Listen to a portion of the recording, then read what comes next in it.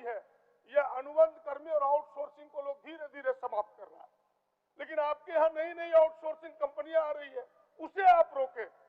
और जो पहले से आपकी सेवा दी है, जब आप अस्थायी बहाली करें तो सरकार एक नीतिगत फैसला ले कि ऐसे अनुबंध कर्मी को, हो गया अध्यक्ष महोदय एकदम अंतिम में, ऐसे अनुबंध कर्मियों को सरकारी बहाली में, अस्थायी बहाली में उम्र सीमा की छूट दे, उनके परिणाम में वेटेज दे, ताकि यहाँ के नौजवानों को अध्यक्ष महोदय यह मौका लाभ और मौका मिल सके कि सारे जो जितने सरकारी उपक्रम हैं या सरकारी ऑफिस में जो प्राइवेट सुरक्षा गार्ड है उनको हटा करके ये होम गार्ड्स को लगाना है अध्यक्ष महोदय, इसका अनुपालन हो और होम गार्ड की बहाली अविलंब करें, क्योंकि उसमें 100% झारखंड के बच्चे, झारखंड के नौजवानों की बहाली होती है। अध्यक्ष महोदय एक सलाह ये है, मैं सरकार से आग्रह पूर्वक कहूंगा कि आप झारखंडी सोच के हैं, यहाँ के नौजवानों के बारे में सोचते हैं, एक बार यहाँ की सरकार को भी 5 वर्ष का दूसरे राज्यों के तर्ज पर उम्र सीमा की छूट देनी चाहिए, ताकि नई बहालियों में उन्हें मौका और यह अवसर मिल सके। अध्यक्ष महोदय आज अगर सरकार मॉब लिंचिंग के कानून बनाते हैं, किसी दूसरे को ऐतराज नहीं है। आपने देखा होगा, आप स्वयं गवाह हैं कि विधानसभा में किसी ने ऐतराज जताया, वो जताने वाले ये लोग थे। भैया आपको क्या ऐतराज?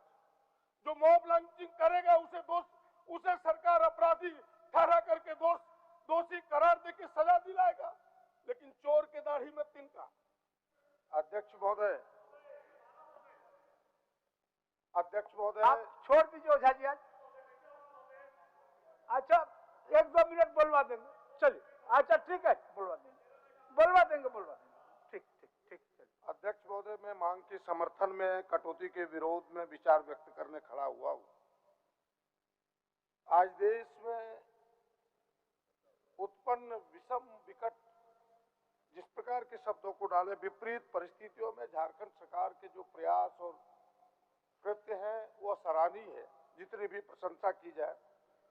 और मैं इसलिए कह रहा हूँ इन परिस्थितियों का जिक्र, एक तो प्राकृतिक प्रकोप रहा कोरोना, जिसकी जिक्र सब करते हैं, और उससे भी कहीं खतरनाक ट्रेंड जो चला है अध्यक्ष महोदय, ट्रेडिशनल जो चलाया है कि सत्ता में बैठ के अपने विरोधी विचारों के सरकार को हटाने का प्रयास, ये एक खतरनाक ट्रेंड भारतीय जनता पार्टी ने चलाई है।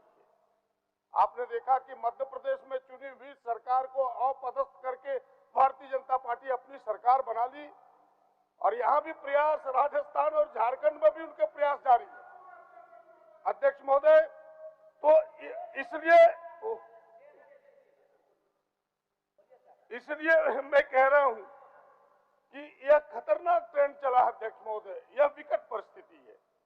और एक समय याद कीजिए 1994, मुझे याद है वो तिथि अध्यक्ष महोदय, 27 फरवरी, देश के प्रधानमंत्री कांग्रेस के पीवी नरसिम्हा राव जी थे, प्रतिपक्ष में अटल बिहारी वाजपेयी थे। यूएनओ में देश का प्रतिनिधि के रूप में किसी को भेजना पड़ा तो प्रतिपक्ष के अटल बिहारी वाजपेयी को देश में पीवी नरसिम्हा राव जी ने भेजा। ये देश, रुकिए ना महाराज, देश का ये कल्चर था, देश की लोकतांत्रिक व्यवस्था को, संघीय ढांचा को मजबूत करने का एक कदम था अध्यक्ष महोदय। और आज हम किस दिशा में जा रहे हैं, ये सोचने वाली बात है। इसलिए हमने कहा कि ये विकट परिस्थिति है अध्यक्ष महोदय। आप कह रहे कि राज्यपाल की बात उठी, इतनी है तौबा हुआ। आज जितनी संस्थाएं हैं देश में, देश की लोकतांत्रिक व्यवस्था को मजबूत करने के लिए कार्यपालिका नियंत्रित रहे, संविधान निर्माताओं ने कई स्वतंत्र संस्थाएं खड़ी की। वो स्वतंत्र संस्थाएं हैं, आप सब जानते हैं, आप सबके ध्यान में है कि एक स्वतंत्र संस्थाएं, चाहे वो चुनाव आयोग हो, चाहे रिजर्व बैंक ऑफ इंडिया हो, जिसके भी नाम ले आप, आज सारे सरकार के इशारे पर नाचने लगा। ये संघीय ढांचे को कमजोर करने के तरीके हैं। यहां राज्यपाल नाचा तो क्या हुआ, वो तो उनके द्वारा भेजे गए प्रतिनिधि ही है अध्यक्ष महोदय। भले वो महामहिम राज्यपाल है, उसकी चर्चा नहीं करना चाहता, लेकिन कल तक तो वो भारतीय जनता पार्टी के ही सदस्य थे। अध्यक्ष महोदय, न्यायपालिका न्यायपालिका को भी इन्होंने नहीं बख्शा।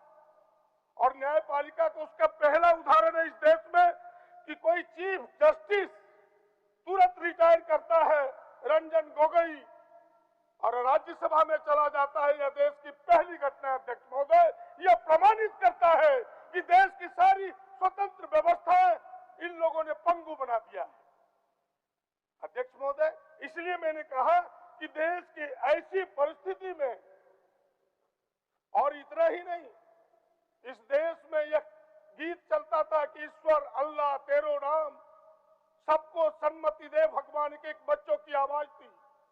हिंदू मुस्लिम सिख ईसाई हम सब है भाई भाई, और इन गीतों के गुंज से ये आवाज निकलती थी, गर्व से कहो हम हिंदुस्तानी हैं, गर्व से कहो हम भारतीय हैं। लेकिन भारतीय जनता पार्टी ने गली गली में आज ये नारा देने लगा कि गर्व से कहो हम हिंदू हैं, और प्रतिक्रिया में ये बात आने लगी कि गर्व से कहो हम मुसलमान हैं।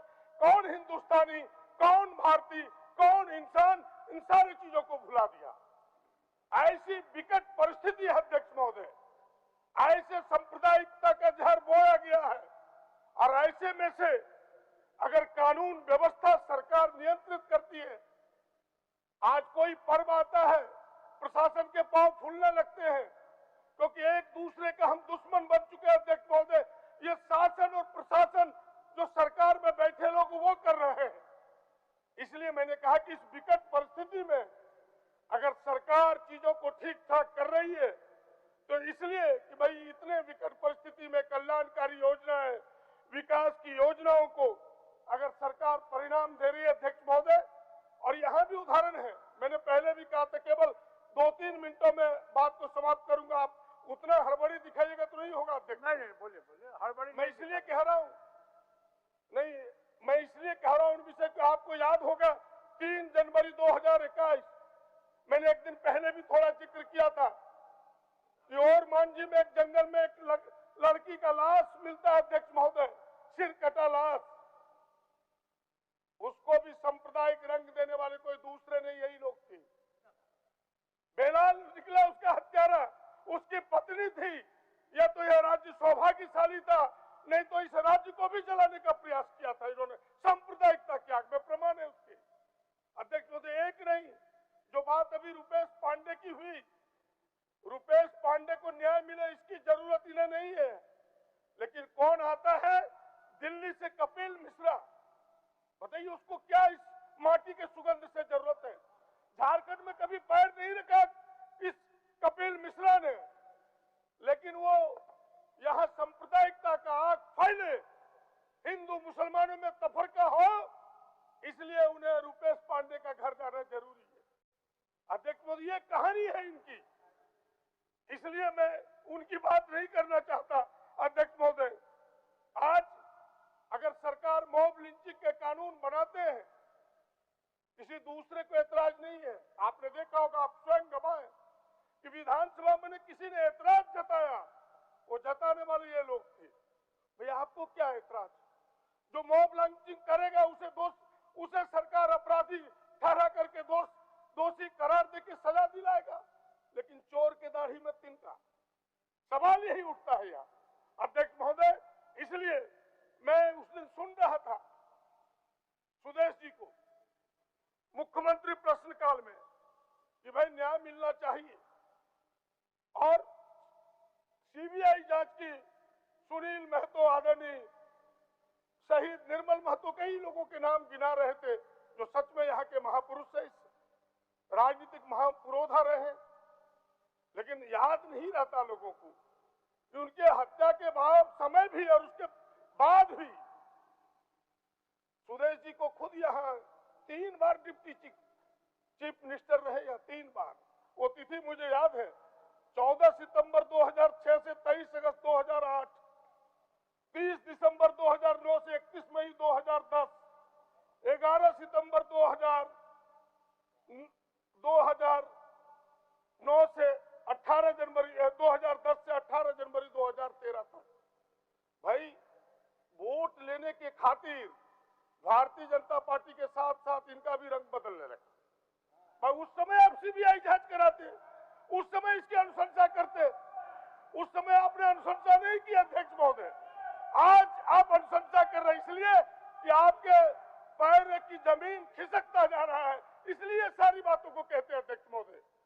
हमें केवल ये कहना चाहता हूं अध्यक्ष महोदय कि जिन बातों को मैं इसलिए जिक्र कर रहा हूं कि आज कुछ लोग नौजवानों के हित में बात करता, मैं कुछ पंक्तियों को कह करके फिर अपनी बात खत्म करूंगा अध्यक्ष महोदय, 2-3 सलाह देकर के कि आज कौन, मैं कल भी कहा था कि जिसने खतियान को बेचा अध्यक्ष महोदय, जिसने पूरी खतियान खेत खलियान को बेचा, वो अब खतियानी की बात करने लगा है। जिसने कोयले लोहे को बेच दिया वो बालू बचाने की बात कर रहा है।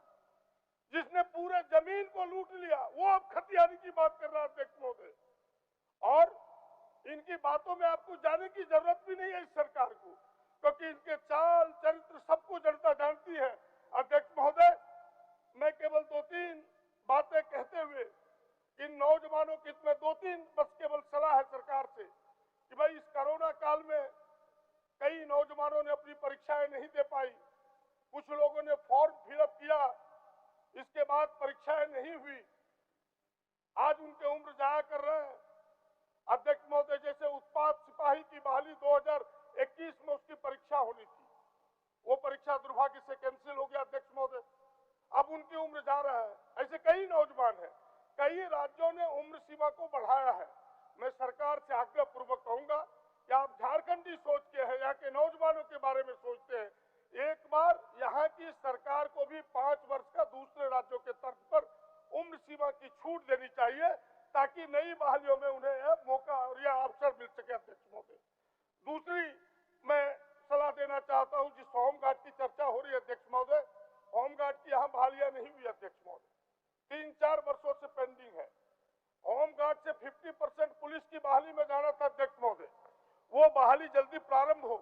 और सरकार का एक पत्र मैं पढ़ देता हूं, जो इनके सरकार के संयुक्त सचिव सतीश कुमार हैं, उनके पत्र है 4257 3/9/2021 का, कि सारे जो जितने सरकारी उपक्रम है या सरकारी ऑफिस में जो प्राइवेट सुरक्षा गार्ड है उनको हटा करके ये होम गार्ड्स को लगाना है अध्यक्ष महोदय। इसका अनुपालन हो और होम गार्ड की बहाली अविलंब करें, क्योंकि उसमें 100% झारखंड के बच्चे, झारखंड के नौजवानों की बहाली होती है अध्यक्ष महोदय। एक सलाह ये है। और दूसरी सलाह अध्यक्ष महोदय कि 75% तो आपने लगाया है, या जल्दी लागू हो निजी कंपनियों में। और जो सभी सरकार अभी एक नया कदम उठा रही है अध्यक्ष महोदय, कि जो अनुबंध कर्मी है, आपके यहाँ वर्षों से कम पैसे में सेवा दिया, उम्र गवा दिया, आज बिहार को देखे, बंगाल को देखे, अभी हरियाणा में, पंजाब में नई नई सरकार बनी है, यह अनुबंध कर्मी और आउटसोर्सिंग को लोग धीरे धीरे समाप्त कर रहा है। लेकिन आपके यहाँ नई नई आउटसोर्सिंग कंपनियां आ रही है, उसे आप रोकें।